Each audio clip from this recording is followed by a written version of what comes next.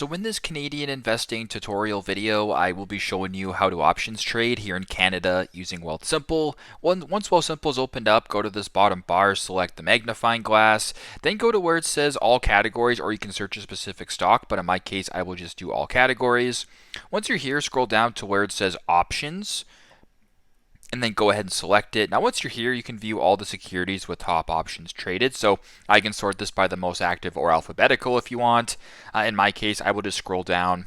And how about I use as an example, what's a good example here? Tesla. I'll use Tesla as an example. So once you press on Tesla right here, there's going to be the call options and put options. So if you want to do call options, you can view the strike price on the left, as well as the bid and the buy. You can also go to put options right here and see the strike price. And you can go ahead also too and change the date. So for example, if you wanted to buy a call option and you want the expiry to be June 26th, you can then view the options that are available.